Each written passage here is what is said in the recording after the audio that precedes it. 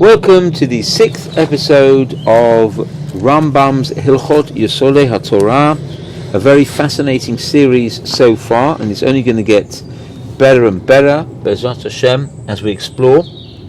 We would like to dedicate this episode in memory of Levi ben Moshe Esther and Elisheva Yael bat Leah Levi, and also in memory of Rabbi Omori, Rabbi Roni Salach ben Avraham Ezra. And we're going to hand you over to Michael. Thank you, Rav Mashiach. So, in this 6th chapter of Hilchot Yesodei HaTorah, we're going to deal with the 8th commandment that Rambam is listing from the beginning of the 10 that are included in this Yesodei HaTorah, which is not to destroy those things associated with God's name. So any inscriptions and the such like are dealt with, how you should what you can and cannot destroy. So halacha 1: Kol hama'abed shem min hashemot hakadoshim v'hatorim shenikra bahem hakadosh baruch hu. Whoever willfully destroys in any inscription of any of the holy and pure names by which Hakadosh Baruch Hu is called, loka min haTorah, is guilty of a sin punishable under the laws of the Torah with flogging. Shaharehu omer ba'ovadas kochavim.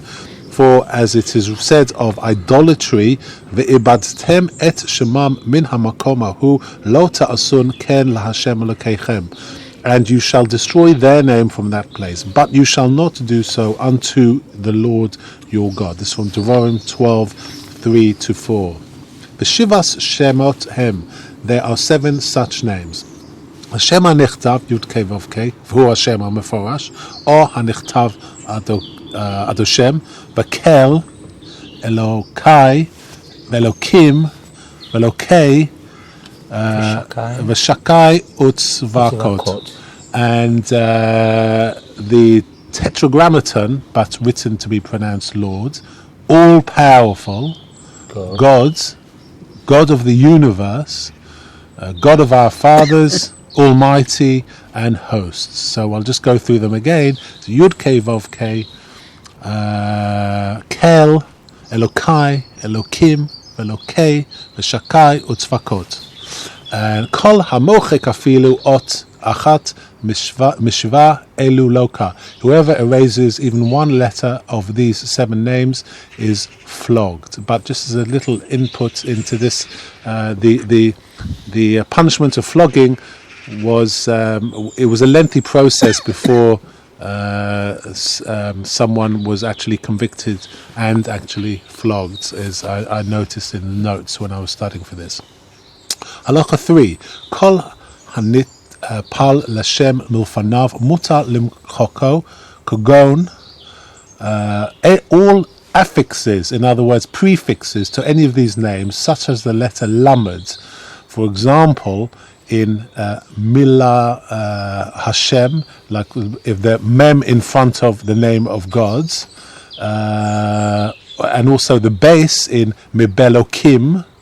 So the prefix, if it's the letter that is prefix is God's name, Ukayotse bahen einam kikdushat Hashem, they may be erased because they are the prefix. V'chol hanitpal lashem ma'achorav kogon ches shel Elokecha, but suffixes such as the letter chaf at the end of the name, meaning Elokecha, thy God, or the chem at the end of Elokeichem, Kayotze bahem, Eina nimchakim v'harehem kish'a otiot shel shem mipnei she'Hashem mikdasham.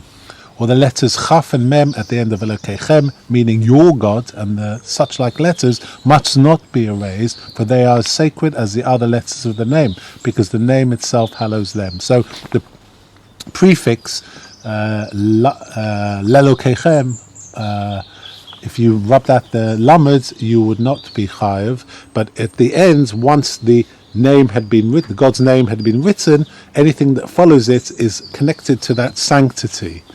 ואף על פי שהזכדשו ועשו למחקום המוחק, אלו האותיות הנפלאות אינו לוקה. Nevertheless, whoever erases one of these suffixes is not flogged. אבל מקין אותו מכת מרדוס, but punished after the manner of a rebel. Yeah, there's a malkut for someone who rebelled. Limrod is to rebel. And furthermore, Katav Aleph Lamed of the name Melokim, if the Aleph Lamed of the name of God of the universe, or the Yud Hey of the Yud Kei Vav Kei, Eino Nimchak, they must not be erased. It's needless to mention that the Yud K of the tetragrammaton, Yud K Vav K, as together they constitute a name by itself. So Yud and K together, even though you haven't completed the name, are still considered God's name. And also Aleph Lamed, if you were had started to write that, it would also be considered God's name, even though it wasn't the full letter, a full word that you are intending to write. In addition to being part of the Yud Kei Vav Kei, Aval Hakotev Shin Dalet Mishadai, but the Shin Dalet of the name Almighty, or the Tzadi Bet Mitzvaot Kot Hareze Nimchak, or the Tzadi Bet of the name Lord of Hosts, it may be erased, because in itself they are not the kind of holy letters joined together that create God's name. Tzadi Bet and Shin Dalet of those names do not complete one of Hashem's names, even in partiality. Halacha 5. Sha'a hakinoyin shemash bachin bahem et HaKadosh Baruch Hu kugon chanum. All other attributes by which God, blessed be He, is praised, such as graceful, rachum, merciful, Godol, great, Hagibah, powerful, Vanora, awe-inspiring, Hane'emon, faithful, Kona, jealous, V'chazak, mighty, Ukiyot Bahem, and the such like, Harehen, Kish'a, Kisvei HaKodesh, Umuta Lemachakon, are like other words of the Torah which may be erased. Halacha 6. Kli Shahaya Shem Katuv Alav Kotev et Makom Hashem V'gonzo. A vessel with Hashem's name inscribed upon it. The part which Hashem's name appears must be cut out and hidden. V'afilu haya Hashem chakuk b'chlei matachot, even when a name is engraved in a vessel of metal, or b'chlei zuchuchit behitich hakli harezeh loka, or glass, if it's written on glass. If he deliberately recasts the vessel, he is lashed. So if someone melts down a vessel with God's name on it and decides to make it without God's name, it's like he destroyed the name of God. Ela chotech et mekomo v'godnzo. For the engraved parts should be cut out and hidden. So if someone had a keli that had God's name on it, you should cut out the section that has God's name on it and hide it. There was a story around about the time of the Second World War where there was a cheder, and the Rebbe, or I don't even know who it was, had written Hashem's name Yud Kei Vav Kei on the blackboard with chalk. In the old days, before they had whiteboards, they had blackboards, and they used to write with chalk.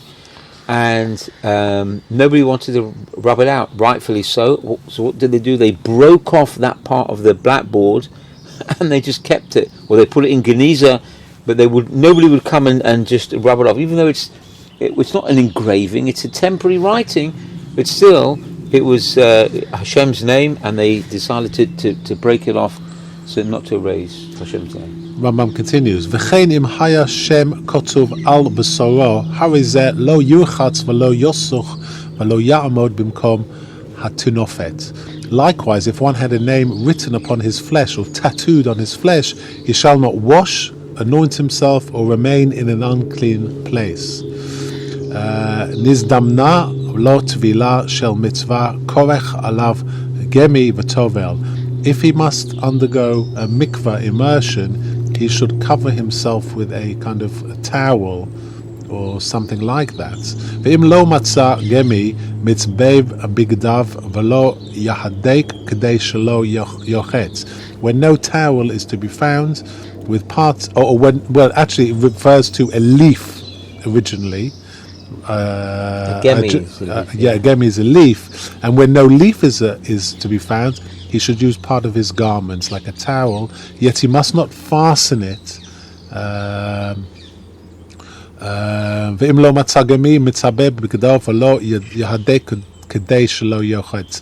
he must not fasten it because it may make a obstruction to the chatzitza, to the immersion in the mikvah. Shelo amru lichroch alav ela mipnei sheyosu la'amod b'fnei Hashem keshehu orom. As it is not said to cover it only because it is forbidden, but it's because you should not remain nude in the presence of Hashem's name. So, simple thing. Don't tattoo or write God's name on your body. It's a lot easier. Halacha 7. Haso te afilu even echat derech hashchata min hamizbeach or min haheichal or mish'ah ha'azara loke.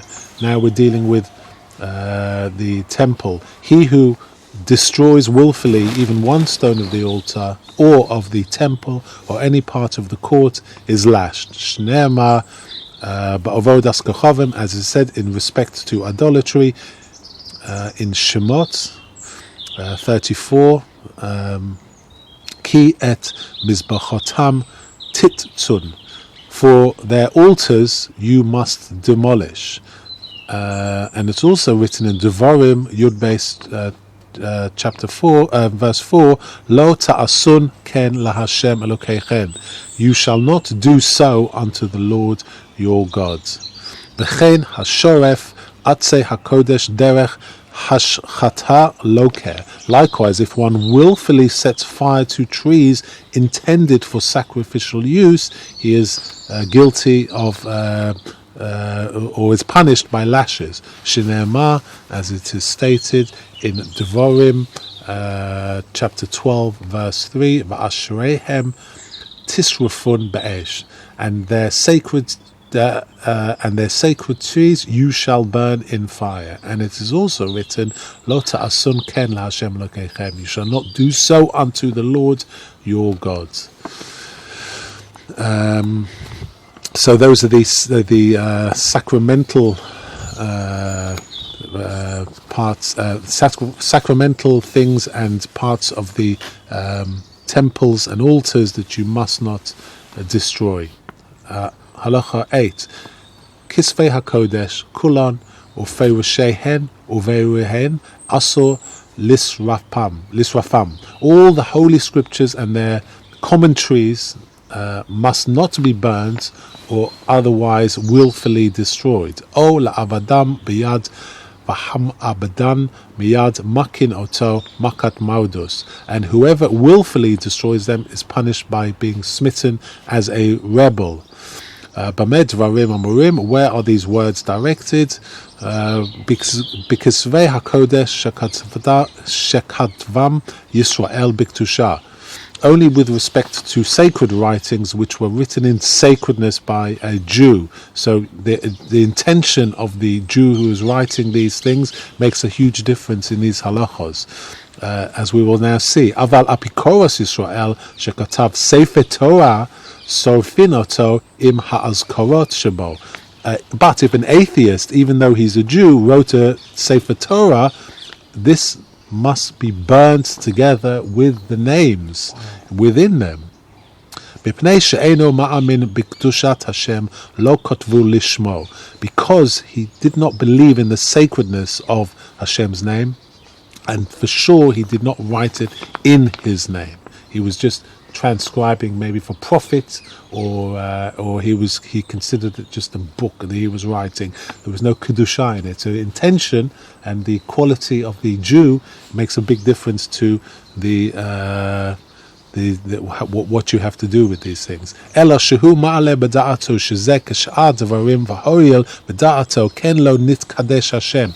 But though if it's thought as merely books of a secular matter, because his mind was not in a state of kedusha when writing it, and no name that he wrote was ever sanctified. U'mitzvah lishrapo kedei shelo lehoniach shem la'apikorasim v'lo lema'asehem. And moreover, it is mandatory to burn it so that there be left no monument either to the apikorasim or infidels and to their works. Aval oved kovchavim shekatav al Hashem gonzim oto. But if an idolater wrote the name, it shall be just hidden.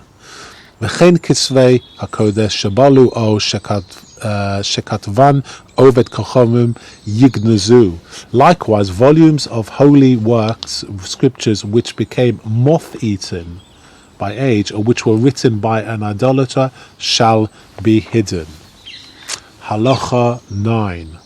Kol hashemos ha'amorim ba'Avraham kodesh af zeh. All the names mentioned in connection with Avraham are sacred. Even this one. Shnema, saying, Adoshem imna matzati chen. As it says in Bereshis, chapter 18, verse 3, my Lord, if now I have found grace, Hare Hu Kodesh, is considered sacred. Now this, I believe, is referring to when Avraham was ran out to meet the three angels, or the three visitors, and he mentions this Adoshem.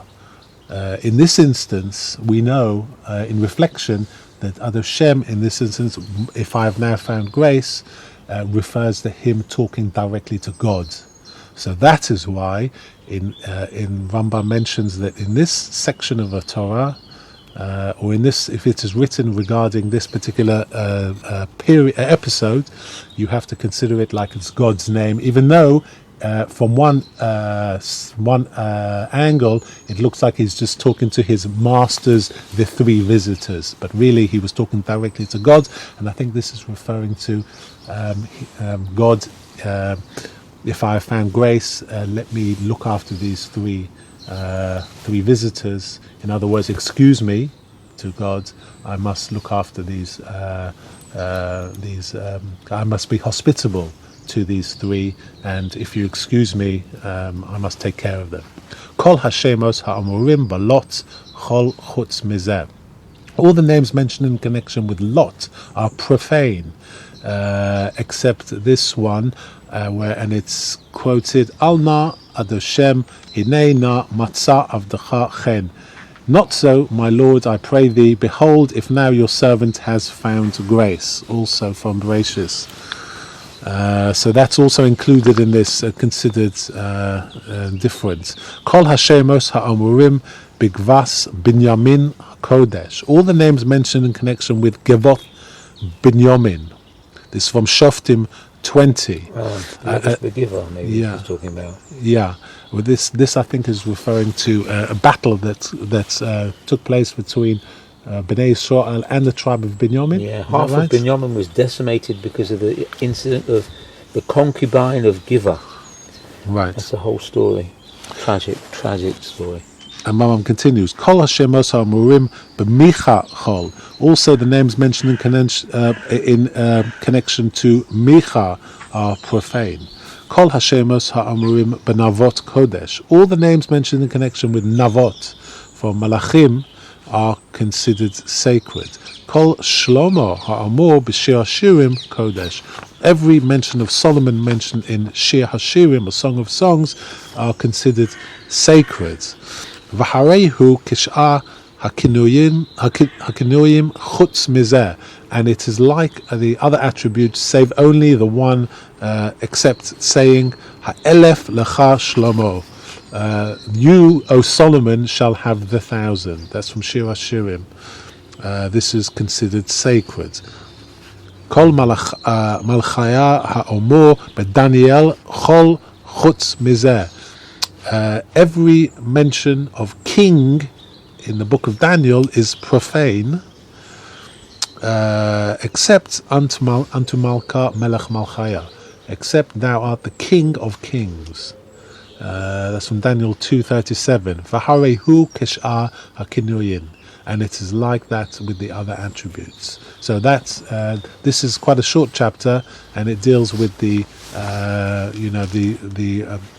how you should dispose of elements with God's name, and what you should and shouldn't do. And this concludes the 6th chapter of Yesodai HaTorah.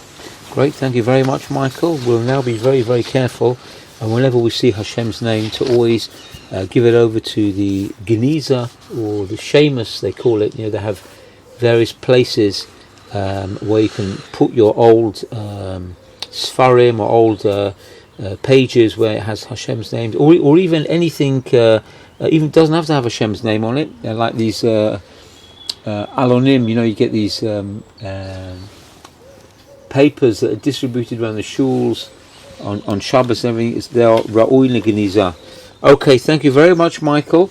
That's a wonderful rendition. We look forward to the 7th chapter, B'ezrat Hashem. Until then, have a wonderful and blessed week.